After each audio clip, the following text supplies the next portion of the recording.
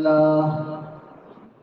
الحمد لله نحمده ونستعينه ونستغفره ونؤمن به ونتوكل عليه ونعوذ بالله من شرور أنفسنا ومن سيئات أعمالنا.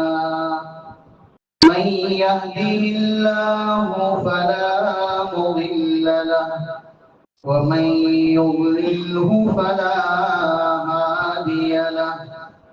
ونشهد أن لا إله إلا الله وحده لا شريك له. ونشهد أن سيدنا ومولانا محمدا عبده ورسوله صلى الله تعالى عليه وعلى آله وأصحابه وبارك وسلم تسليما كثيرا كثيرا. أما بعد فعن أنس بن مالك رضي الله تعالى عنه قال بلغ صفية أن حفصة قالت بنت يهودي فبكت فدخل عليها النبي صلى الله تعالى عليه وسلم وهي تبكي فقال ما يبكيك؟ قالت لي حفصة إني بنت يهودي.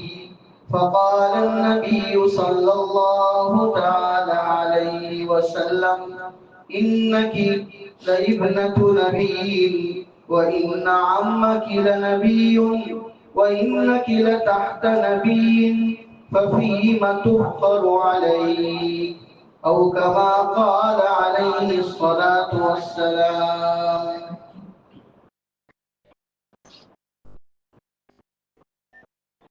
اپنے گھر والوں اور اپنی بیوی کے ساتھ حسن معاشرت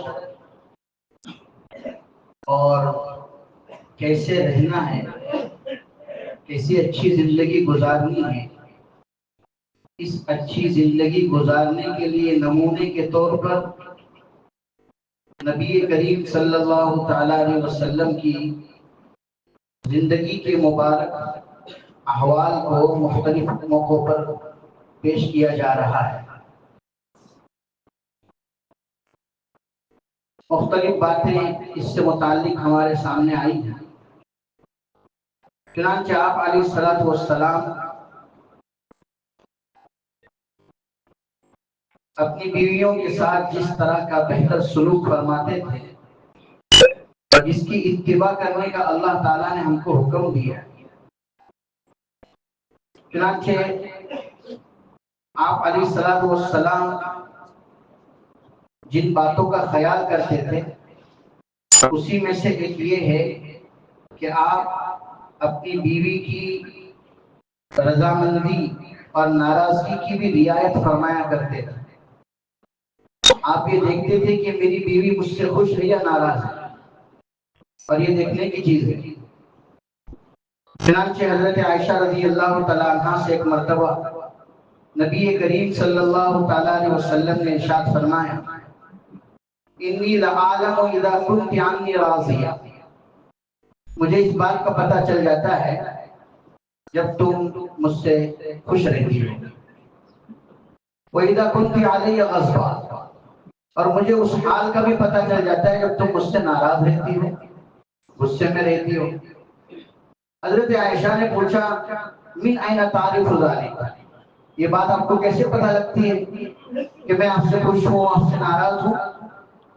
تو حضور اکرم صلی اللہ تعالیٰ علیہ وسلم نے ارشاد فرمایا جب تم مجھ سے خوش ہوتی ہو اور کسی بات پر قسم کھانے کی نوبت آتی ہے تو تم قسم میں کہتی ہو لا ورب محمد، محمد کے رب کی قسم.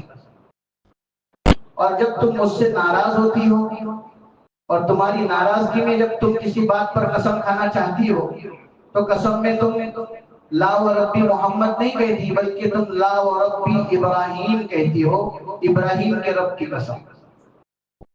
مجھ سے خوش رہتی ہے تو محمد کے رب کی قسم، اور مجھ سے ناراض رہتی ہے تو ابراہیم کے رب کی قسم۔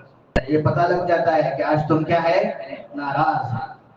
نبی کریم صلی اللہ تعالی علیہ وسلم کے اس ارشاد کے بعد حضرت عائشہ کہتی ہے اجل واللہ یا رسول اللہ، اللہ کی قسم، اللہ کے رسول، بات تو آپ صحیح فرما رہے ہیں۔ جب میں آپ سے خوش ہوتی ہوں تو آپ کا نام لیتی ہوں، اور جب آپ سے ناراض ہوتی ہوں تو ابراہیم کا نام لیتی ہوں۔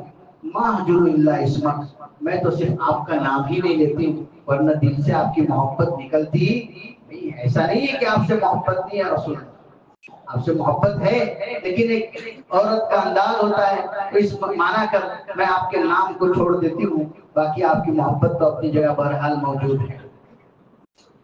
یہ حدیث دلالت کرتی ہے کہ نبی کریم صلی اللہ تعالی علیہ وسلم اپنی بیویوں کی کیفیت کو محسوس فرمایا کرتے تھے۔ خوش ہے یا ناراض، اس کا موڈ اچھا ہے یا نہیں ہے، اس کو دیکھا کرتے تھے، اور یہ دیکھنا نبی کی کیا ہے، سنت ہے۔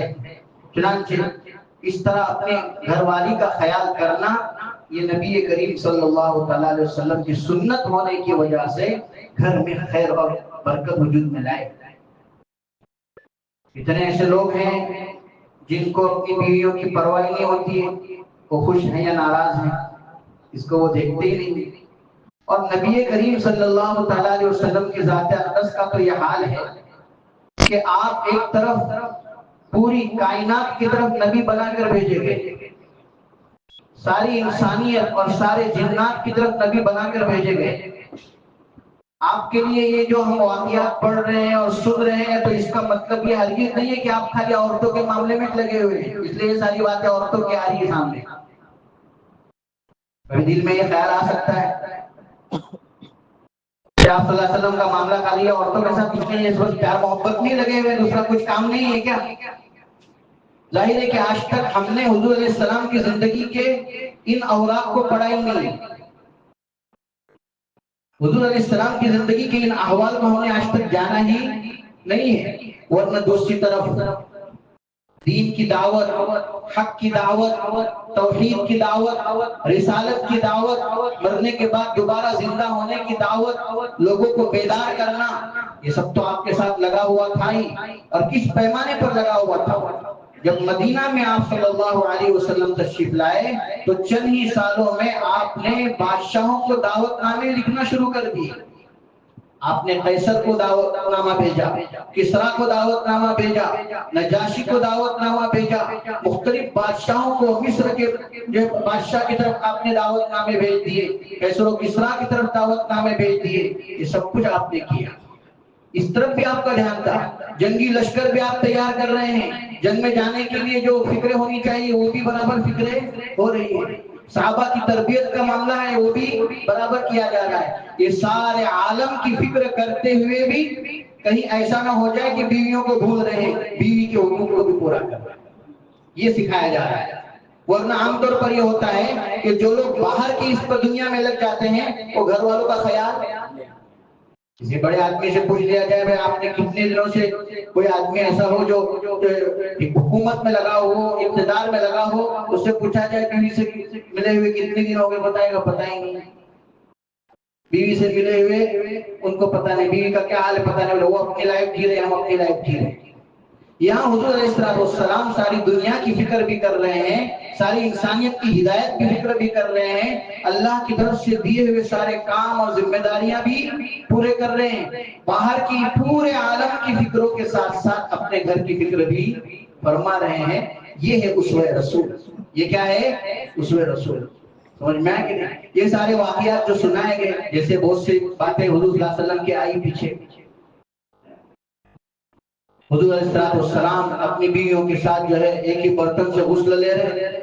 حضور علیہ السلام بعض موقع پر جو ہے گھر سے نکلتے ہوئے اپنی بیوی کے بوسہ لے کر نکل رہے ہیں، یا اس طرح کی جو کیفیات ہے، یہ سب اسی بات کی دلیل ہے کہ سکون گھر میں ایسے آئے گا کہ باہر کیا کی فکریں بھی ہوں اور گھر والوں کی فکریں رکھی جائیں۔ اور یہ کوئی وہ چیز نہیں ہے جس کو مسجد میں بیان نہ کیا جائے، بعض لوگوں کے دل میں یہ بھی خیال آ سکتا ہے یہ سب کیا باتیں بول رہے ہیں مسجد کے اندر. بھئی یہ مسجد میں نہیں بولیں گے تو کہاں بولیں گے؟ اور حضور کی زندگی کے مبارک واقعات کو اپنی زبان پر لانا اس سے بڑھ کر کون سی سعادت ہو سکتی ہے؟ یہاں بیٹھ کر کسی غیر کی بات کی جائے یا یہاں بیٹھ کر اللہ اس کے رسول کی بات کی جائے. قل ان کنتم تحبون اللہ فاتبعونی یحببکم اللہ. آیت پاک کو اس غور سے سنیے گا. قل ان کنتم تحبون اللہ فاتبعونی یحببکم اللہ. اللہ تعالیٰ حضور اکرم صلی اللہ علیہ وسلم سے مخاطب ہو کر ساری انسانیت کو پیغام دے رہے ہیں. بتاؤ ان سب کو اگر تمہارا دعویٰ ہے کہ تم اللہ سے محبت کرتے ہو تو اے محمد ان سے کہو کہ میرے پیچھے چلو. اگر اللہ سے محبت کا دعویٰ ہے تو کس کے پیچھے چلو؟ محمد رسول اللہ کے پیچھے چلو. محمد رسول اللہ کے پیچھے چلنا یہ نشانی اس بات کی کہ اللہ سے کیا ہے؟ محبت ہے. اب محمد رسول اللہ کے پیچھے چلنے کے لیے نماز بھی ان کے جیسی، روزہ بھی ان کے جیسا، زکوٰۃ بھی ان کے جیسی، حج بھی ان کے جیسا اور دیگر عبادات بھی ان کے جیسی، معاشرت بھی ان کے جیسی، بیووں کے ساتھ کیسا سلوک، اولاد کے ساتھ کیسا سلوک، اپنے گھر والوں کے ساتھ کیسا سلوک، اپنے بڑوں کے ساتھ کیسا سلوک، اپنے معاشرے میں کیسا لوگوں کے ساتھ رہنا ہے، چھوٹوں کی عزت، بڑوں کا اکرام، یہ سب چیزیں بھی محمد رسول اللہ جب ویسی کریں گے تو اللہ کی محبت کو ہم پا سکتے ہیں. اگر ویسا نہیں کریں گے تو اللہ کی محبت ہمیں کیسے حاصل ہو سکتی ہے؟ اس لیے کبھی ہمارے ذہن میں یہ بات نہیں آنی چاہیے کہ یہ سب باتیں مسجد میں بیٹھ کر حضور کے پرسنلی زندگی کی اور لائف کی کیوں باتیں بتا رہے ہیں. یہ بتائی ہی اس لیے گئی ہے کہ ان چیزوں کو دیکھ کر ہم اپنی پریکٹیکل لائف کے اندر ان چیزوں کو کیا کریں؟ لے آئیں. اور جو آدمی اس طرح پریکٹیکل لائف میں ان چیزوں کو برتے گا اس کی زندگی میں یقیناً خیر آئے گی. اس کی زندگی میں یقیناً خیر آئے گی. ہم چاہتے کہ نہیں ہماری زندگی میں خیر آئے تو ہمیں ان چیزوں کو اپنانا ہے، ان چیزوں کو بشاشت کے ساتھ سننا ہے. کئی دل میں ایسا خیال نہ آ جائے کہ دل حضور صلی اللہ علیہ وسلم کی جو اس طرح کی باتیں مسجد میں کائے کو بتا رہے تو حضرات صحابہ نے کیوں بتائی؟ حضرات صحابہ کے بارے میں حضور فرما رہے ہیں میرے صحابہ ستاروں کی طرح، ان کو مان کر چلو گے تو ہدایت پاؤ گے. اور صحابہ نے حضور کی پرسنل لائف ذکر کی. حضرت عائشہ رضی اللہ تعالیٰ عنہ ذکر کر رہی کئی حدیث میں. کیا ذکر کر رہی؟ اسی لیے ذکر کر رہے ہیں. یہ متعدد بیویاں اللہ کی طرف سے حضور کے لیے جو فیصلہ ہوا یہ بھی اسی لیے ہوا کہ حضور کی گھر کی زندگی امت کے سامنے آ جائے. حضور کی گھر کی زندگی امت کے سامنے آ جائے. اور جب گھر کی زندگی امت کے سامنے آئے گی تو پھر اس پر عمل کرنا لوگوں کے لیے کیا ہوگا؟ آسان ہوگا. یہی تو وہ بات تھی جس کو پچھلے نبیوں کے ساتھ لوگوں نے کیا کہ جب انبیاء کرام یہ کہتے تھے کہ اللہ کا پیغام ہم پر آ رہا ہے، اللہ کی طرف سے مجھ پر وحی آ رہی ہے، اور پھر وہ پیغمبر لوگوں کے ساتھ چل رہے ہیں، شادی بھی کر رہے ہیں، ان کو بچے بھی ہو رہے ہیں اور وہ بازار میں بھی چل رہے ہیں، تو لوگ اعتراض کرتے تھے کہ نبی تو کوئی ایسے آدمی نہیں ہونے چاہیے جو شادی کرے اور ان کو بچے ہو جائے اور وہ بازار میں چلے اور یہ سب باتیں ہو جائیں. نبی تو کوئی اوپر والے ہونا چاہیے جن کے ساتھ یہ سب احوال نہ ہو. اللہ نے بتایا ہم نبی ایسے بھیجیں گے جن کے ساتھ دنیا کی چیزیں بھی لگی رہیں گی اور وہ اوپر والے کا پیغام بھی تم تک پہنچائیں گے، اور وہ اوپر والے کا پیغام پہنچانے میں تمہارے لیے نمونہ اور آئیڈیل بن کر رہیں گے کہ وہ بازار میں بھی چلیں گے، وہ کھانا بھی کھائیں گے. یأکلون الطعام ویمشون فی الاسواق، کھانا بھی کھاتے اور بازاروں میں بھی چلتے ہیں تو بازار میں بھی چلیں گے اور کھانا بھی کھائیں گے، شادی بھی کریں گے، بچے بھی ہوں گے. یعنی دنیا کی ضرورتیں بھی ان کے ساتھ لگی ہوئی رہیں گی، ساتھ میں وہ اللہ کا پیغام اور اللہ کی بات بھی امت کے اندر چلائیں گے. اس لیے میرے بزرگوں یہ جو باتیں ہمارے آج اس کی ہمیں بہت ضرورت ہے. یہ سب چیزیں اس لیے ذکر کی جا رہی ہے اگرچہ ہو سکتا ہے کہ جو لوگ بوڑھے ہو چکے ہیں ان کی ابھی زندگی کے یہ دن نہیں رہے ہیں کہ ساری چیزیں وہ زندگی میں جو ہے جوانوں کی طرح یہ سب چیزیں اپنائیں، لیکن جوانوں کو اس کی زیادہ ضرورت ہے کیونکہ طلاق اور خلا کی شرح بھی اس سے کئی زیادہ بڑھ چکی ہے. جب حضور والے طریقے زندگی میں آئیں گے تو انشاءاللہ خلا اور طلاق کی نوبتیں نہیں رہیں گی. اللہ تعالیٰ ہم سب کو اس کی سمجھ عطا فرمائے. نبی کریم صلی اللہ تعالیٰ علیہ وسلم اپنی بیویوں کا اتنا تک خیال کیا کرتے تھے کہ اگر کبھی کوئی بیوی ناراض بھی ہو جاتی تو اس کو منانے کا دیکھیے کیسے انداز ہوتا. حضرت انس بن مالک کی ایک حدیث میں نے آپ کے سامنے ابھی پڑھ کر سنائی خطبے میں. انس بن مالک کہتے ہیں حضرت صفیہ رضی اللہ تعالیٰ عنہ آپ علیہ السلام کی بیویوں میں سے بیوی صفیہ بنت اخطب، یہودی قبیلے سے ان کا جو ہے تعلق ہے اور سردار کی بیٹی تھی لیکن یہودی تھی. اللہ تعالیٰ نے نبی کریم صلی اللہ تعالیٰ علیہ وسلم کی مبارک زندگی ان کو عطا فرمائی، ام المؤمنین بن گئی مسلمان ہو کر. تو ان کو حضرت صفیہ رضی اللہ تعالیٰ عنہ کو حضرت حفصہ رضی اللہ تعالیٰ عنہ جو حضور کی دوسری بیوی ہیں بیویوں میں سے، اور وہ بیٹی ہیں حضرت عمر ابن خطاب رضی اللہ تعالیٰ عنہ. اس کی بیٹی ہے حضرت حفصہ، عمر ابن خطاب. تو عمر ابن خطاب کی بیوی حضرت حفصہ نے حضرت صفیہ بنت اخطب رضی اللہ تعالیٰ عنہ کو یہ طعنہ دیا کہ یہ تو یہودی بیٹی ہے، یہودی کی بچی ہے، بنت یہودی، یہودی بچی ہے. چنانچہ حضرت حفصہ کے پاس، حضرت صفیہ کے پاس حضور علیہ السلام تشریف لائے. اس طعنے کی وجہ سے ان پر بڑا بوجھ ہوا، وہ رو رہی تھی. حضور نے روتے ہوئے پایا تو ارشاد فرمایا کہ کیا بات ہے، کیوں رو رہی ہو؟ کہنے لگی حفصہ مجھے طعنہ دیتی ہے کہ یہ یہودی کی بیٹی ہے، حفصہ مجھے طعنہ دیتی ہے کہ یہ یہودی کی بیٹی ہے. حضور علیہ السلام نے ارشاد فرمایا تو کیا ہوا، اس میں کون سی بڑی بات ہوگی؟ انکی لابنۃ نبی وان عمکی لنبی وانک لتحت نبی. تم اگر وہ تم کو یہودی کی بیٹی کہتی ہے تو یہ بھی بات ہے کہ تم ایک نبی کی بیٹی ہو، ایک نبی کی بھتیجی ہو اور ایک نبی کی بیوی ہو. ایک نبی کی بیٹی ہو، ایک نبی کی بھتیجی ہو اور ایک نبی کی، یعنی اگر تم یہودی بھی ہو تو تمہارا تعلق اتنا اونچا ہے کہ تمہارا رشتہ کس سے جڑتا ہے؟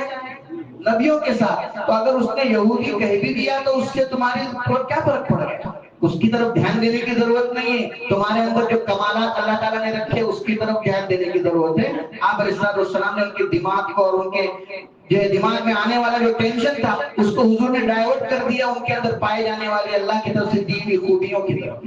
چنانچہ حضرت صفیہ حضرت ہارون علیہ السلام جو موسیٰ علیہ السلام کے بھائی ہیں ان کی نسل سے تھی، حضرت ہارون کی نسل سے. تو حضرت ہارون کون ہو گئے؟ ابا ہو گئے. اور حضرت ہارون کے بھائی حضرت موسیٰ، تو حضرت ہارون صفیہ رضی اللہ عنہ کے کون ہو گئے؟ چچا ہو گئے. اور محمد رسول اللہ کی آپ بیوی ہیں تو حضور کی آپ کیا ہو گئی؟ بیوی ہو گئی. آپ فرما رہے ہیں ارے تمہارے اندر تو اتنے کمالات موجود ہیں، تم ایک نبی کی بیٹی ہو، ایک نبی کی بھتیجی اور ایک نبی کی بیوی ہو. تو نبی کریم صلی اللہ تعالیٰ علیہ وسلم اپنی بیویوں کی اس طرح دلجوئی فرمایا کرتے تھے. اس سے ہم کو کیا سبق ملا؟ بہت سی مرتبہ ہمارے گھر کی عورتیں بہت ساری شکایتیں ہمارے پاس کیا کرتی ہیں، اب ان شکایتوں کو لے کر ہمیں فوری طور پر اس کے جو کیا کہتے ہیں اس کے جو تقاضے ہیں اس کو پورا کرنے کی طرف نہیں بڑھنا ہے کہ ہاں ایسا ہوا چلو فوراً سامنے والے پر جس نے بھی کچھ بولا ہے، جس نے بھی کچھ کیا ہے، ہم لوگ بھی غصہ ہو جائے، ہم بھی ان کو باتیں سنانا شروع کر دیں، ہم بھی ماننا شروع کر دیں. نہیں، بلکہ ان کے ذہن کو کیا کرنا ہے؟ ڈائیورٹ کرنا ہے، گھما دینا ہے ایسی چیز کی طرف جو ان کے اندر موجود ہے تاکہ جھگڑا کیا ہو جائے. اب جواب اس طعنہ کا جواب دیا جائے گا تو اس کے بدلے میں جواب پہ جواب، جواب پہ جواب، مارا ماری تک اور جو ہے ماننے تک اور کئی مسائل پیدا ہو سکتے ہیں. اس کی بجائے حضور اکرم صلی اللہ تعالی وسلم نے معاملے کو کیا کر دیا؟ ختم فرما دیا. یہ نبی کریم صلی اللہ تعالی وسلم کی سنت. حضور علیہ السلام اپنی بیویوں کو اگر غمگین دیکھتے تب بھی آپ جو ہے ان کی دلجوئی فرماتے تھے.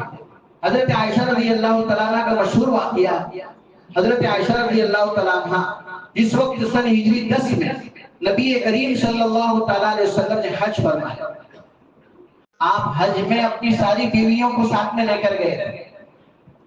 تو حج کے موقع پر حضرت عائشہ رضی اللہ تعالیٰ عنہ کا احرام تھا عمرے کا، مدینہ سے جو احرام باندھ کر گئی تھی وہ کون سا تھا؟ عمرے کا۔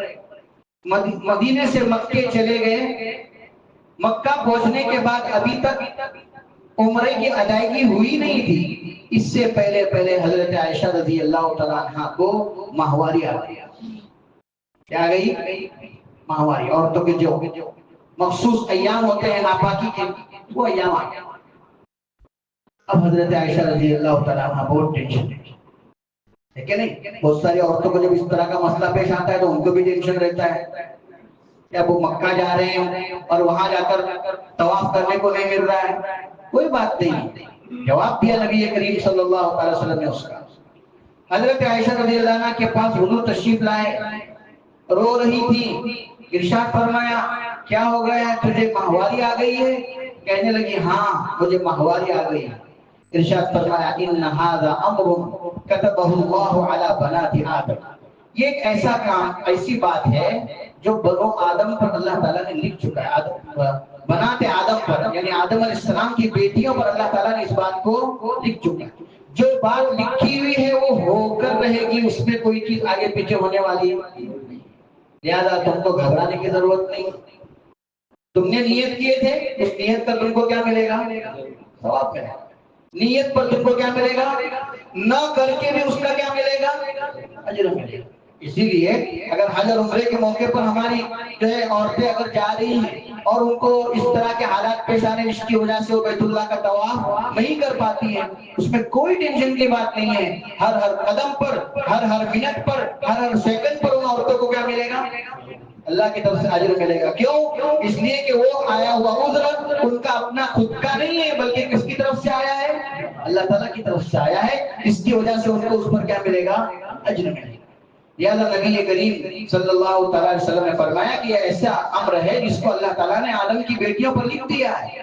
تم حاجی لوگ جو کچھ کرتے ہیں وہ سب کرو سوائے طواف کے، طواف مت کرنا، طواف بعد میں کرنا۔ حضرت عائشہ فرماتی ہے جب میں نے حج کیا، چونکہ ان کے دل میں وہ کھٹک تھی کہ میرا عمرہ نہیں ہوا ہے، چنانچہ حج ہونے کے بعد جب نبی کریم صلی اللہ تعالیٰ علیہ وسلم مکہ سے مدینہ کی طرف جانے کے لیے روانہ ہونے لگے تو آپ نکل کر تنعیم تک آئے۔ کہاں تک آئے؟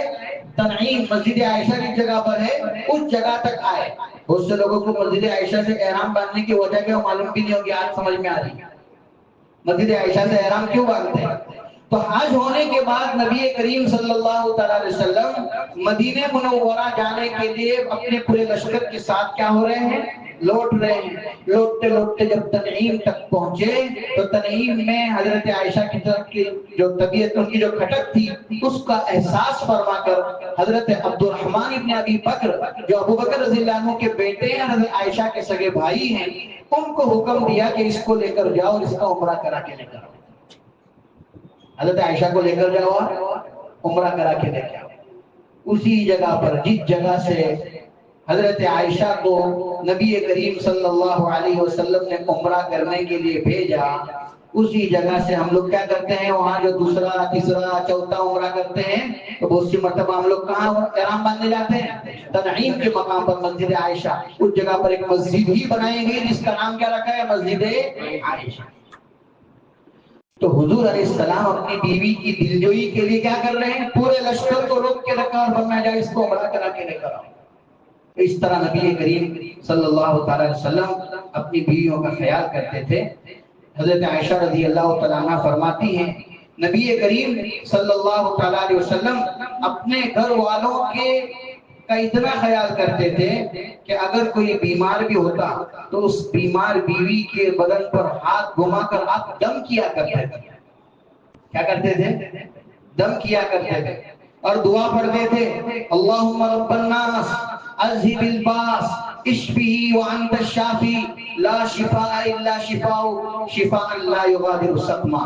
اے لوگوں کے مالک اس کو شفا، اے لوگوں کے مالک، اے تکلیف دور کر دینے والے، اس کو پہنچنے والی تکلیف دور کر دے، اس کو شفا دے دے۔ شفا تیرے ہی خزانے میں ہے، تیرے سوا کوئی شفا نہیں دے سکتا۔ اس کو ایسی شفا دے دے کہ بیماری لوٹ کر واپس نہ آئے۔